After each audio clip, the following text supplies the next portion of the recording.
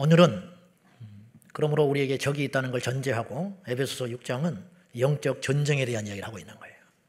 전쟁이 있다면 적이 있다. 그러면 전략으로 싸워야 한다. 싸우기 위해서는 무기가 필요하다. 무기를 우리가 세 가지를 지금까지 살핀 거예요. 오늘 네 번째 믿음에 대해서 살피겠습니다. 16절입니다. 한번 보시죠. 다 같이 시작. 모든 것 위에 믿음의 방패를 가지고 이로써 능히 악한 자의 모든 불화살을 소멸하고. 여기서 첫 번째 모든 것 위에 그랬어요.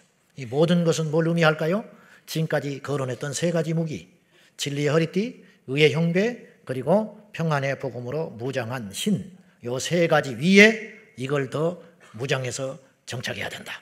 그게 뭐냐? 믿음. 근데 아시는 대로 믿음을 방패로 표현하고 있다는 거죠. 믿음 방패라는 말이에요.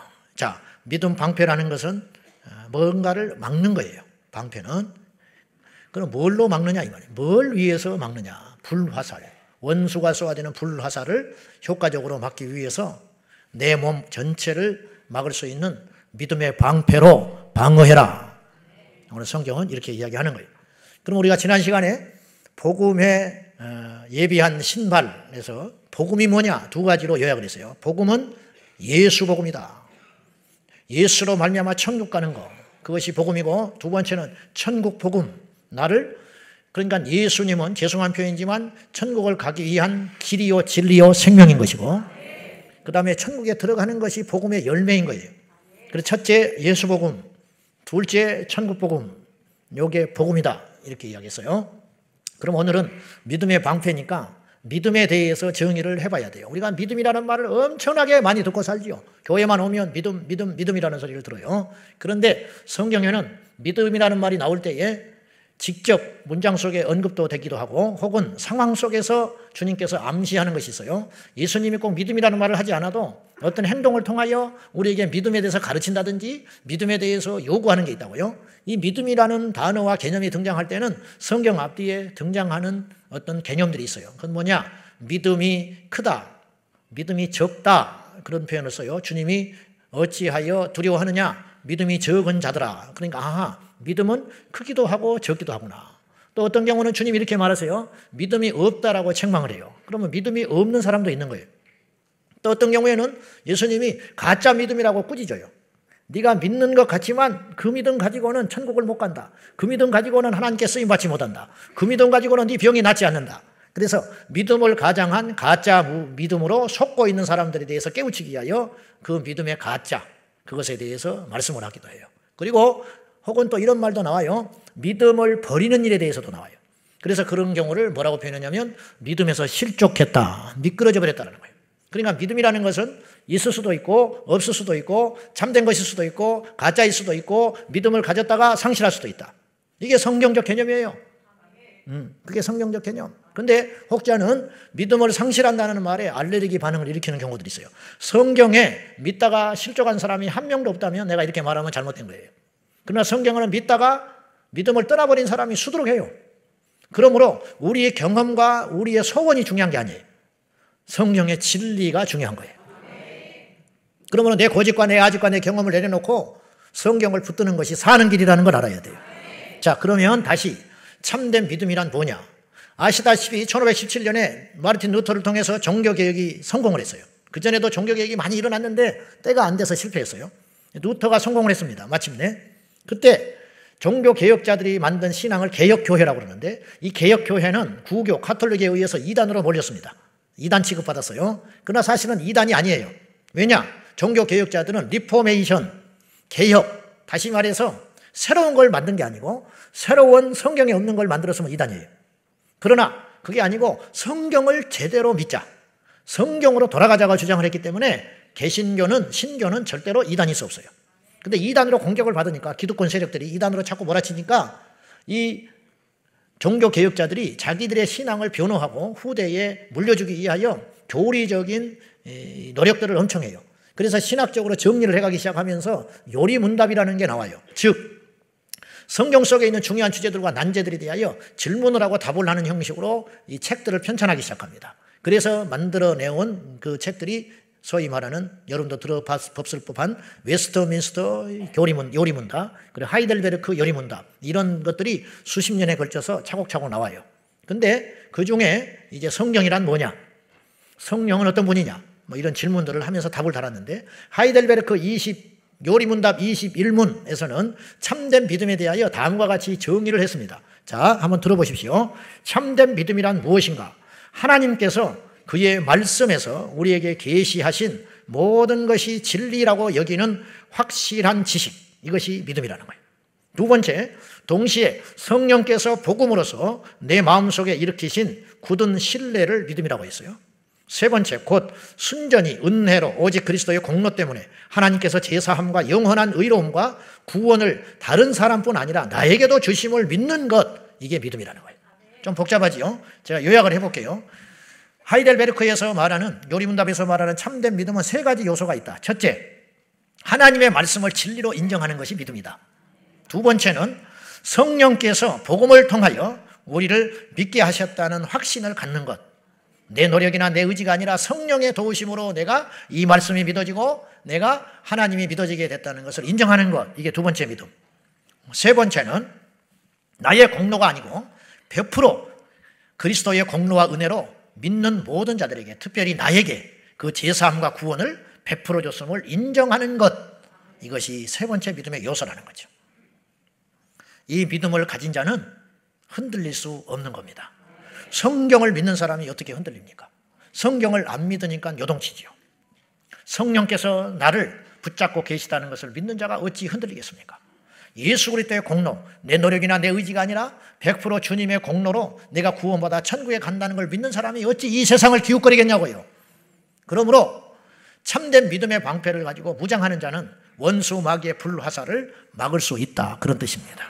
그런데 오늘 영적 전쟁의 측면에서 볼 때 마귀가 우리를 끊임없이 누구에게나 가리지 아니하고 섰는 자나 넘어진 자나 큰 자나 작은 자나 강한 자나 약한 자나 오래된 자나 이제 온 자나 쉬지 아니하고 전쟁터에 나가 있는 군인처럼, 전쟁터에 나가 있는 군인의 화살이 피해갈 수 없다고 그랬어요.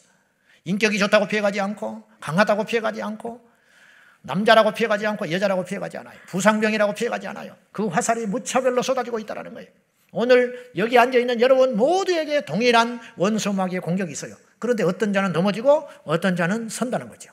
그 이유가 무엇이냐? 바로 불화살에게 핵심이 있는 게 아니고 그 불화살을 막아내는 믿음의 방패의 크기와 그 방패의 온전함에 따라서 우리가 살기도 하고 죽기도 한다는 거예요. 오늘 본문으로 돌아가서 이 믿음의 방패는 원수 마귀의 어떤 시험과 유혹과 핍박과 협박도 공격을 이길 수 있는, 소멸시키는 능력인 것입니다. 적이 강한 게 아니에요. 내가 약한 거예요. 그래서 어느 때 우리가 다 경험하지만 어느 때는 이 문제가 아니에요.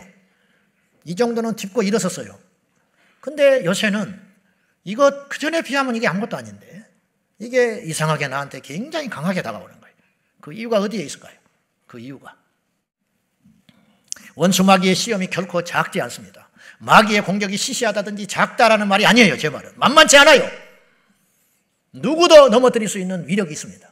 그러나 거기에 맞설 수 있는 우리 믿음의 방패는 주님이 주신 것이기 때문에 능히 이길 수 있다. 우리는 이 땅이 아무리 힘들고 다가오는 고난과 시련이 크다고 해도 지옥에서의 영원한 시간과는 비교가 안 되는 거예요. 아무리 여러분이 자존심이 상해도 지옥의 사자에게 조롱을 받는 것보다는 덜한 거예요. 여러분의 고난이 10년, 20년, 30년 그리고 앞으로도 별로 이것이 좋아질 것 같지 않는 인내의 시간이 있다 할지라도 지옥에서 보내는 영원한 시간과는 비교할 수 없다고요. 잘 따져보세요. 내가 이런 일로 믿음을 버릴 만한 가치가 있다면 버리라고요. 내가 이런 일로 넘어져 자빠져 있을 거라면 넘어지라고요. 넘어지라고. 이 땅에 그렇게 귀하고 좋은 것이 있다면 천국을 포기하고 그걸 사세요. 여러분, 우리가 하나님 앞에 와서 예배를 드리고 말씀을 듣는 것은 격려와 위로를 받는 것만은 아니에요. 우리는 고침받고 살고 새롭게 되고 세상을 이기는 강함을 무장하기 위해서 온 거예요. 병든 환자한테 힘내시오. 고맙지요. 병든 환자, 죽어가는 환자한테 힘내라고 그래서 의사가 너무 고맙지. 고치지 못하면 무슨 필요가 있어. 힘내라고 그래. 고맙습니다. 그 몇 시간이나 가요, 혈액이. 고쳐줘야지요.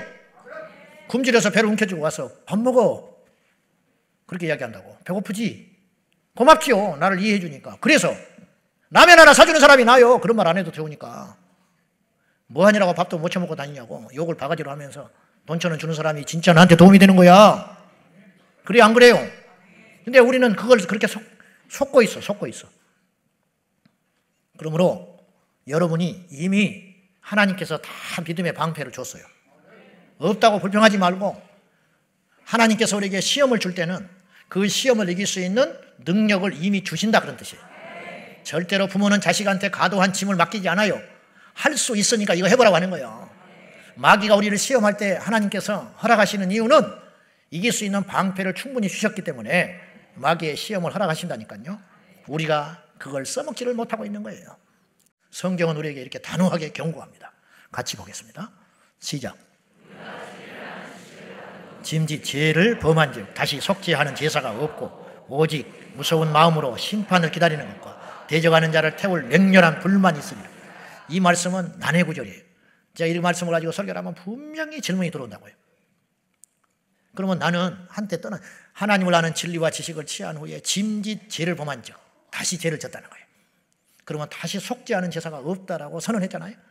그러면 목사님 저는요 주님을 한때 믿었다가 떠나갔다가 다시 주께로 돌아오기를 원해요. 그럼 나는 기회가 없는 거네요. 나는 이제 하나님께 영영 버림받고 만 것입니까? 이렇게 질문을 하는 사람이 있어요. 그렇지 않아요. 이 말씀은 하나님 마음으로 읽어야 돼요. 무슨 말이냐? 경고하는 거예요. 경고. 이럴 수 있으니 절대로 너희는 그렇게 하지 말아라. 너 한 번만 더 사고 치면 네 우리 집 족보에서 너를 파내버리겠다. 족보에서 파겠다는 게 아니에요. 그렇게 살지 말라는 거예요.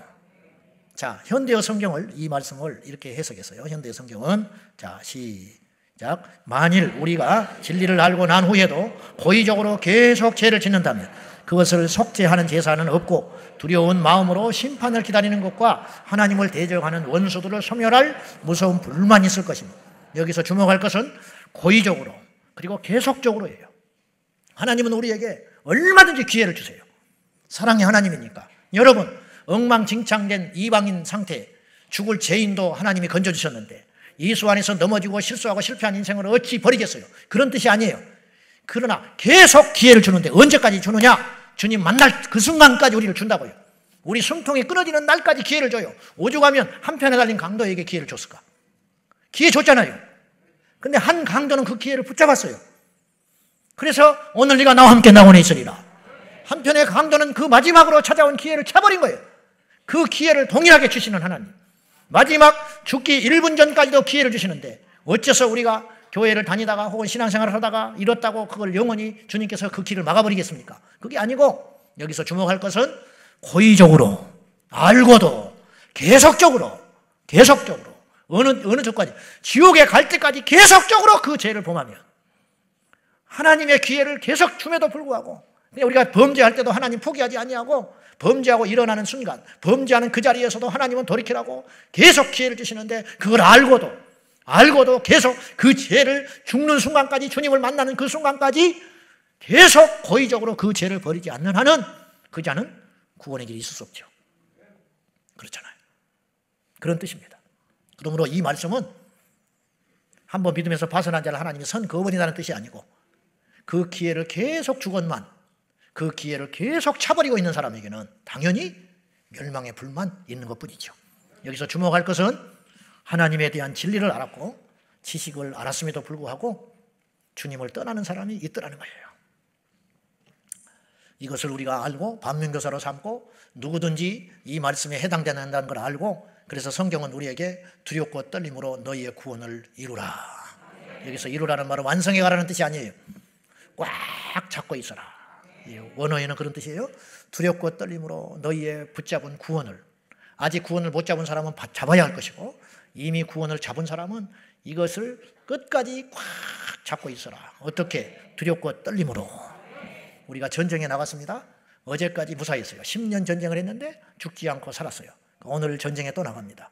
그런데 오늘 전쟁에서 무사히 돌아온다고 말할 수 없어요. 그래서 오늘 전쟁에 나갈 때도 두렵고 떨림으로 긴장하고 가라. 어제 괜찮았어. 철모를 벗는 순간 죽는다는 거예요.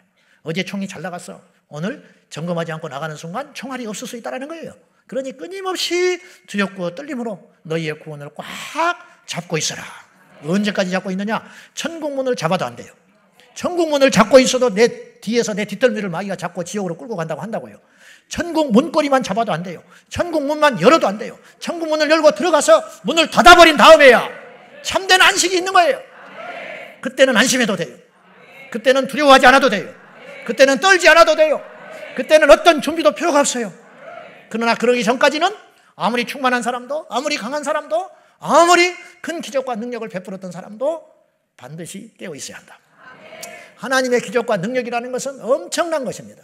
그러면 우리는 마지막으로 이 믿음의 방패를 가지고 우리 주님 만난 날까지 마지막까지 승리하기 위해서는 어떻게 해야 되느냐? 제가 환경을 이기지 못한다고. 인간은 아담이 환경을 못 이겼어요. 뱀이 있는 환경을 못 이기는 거예요.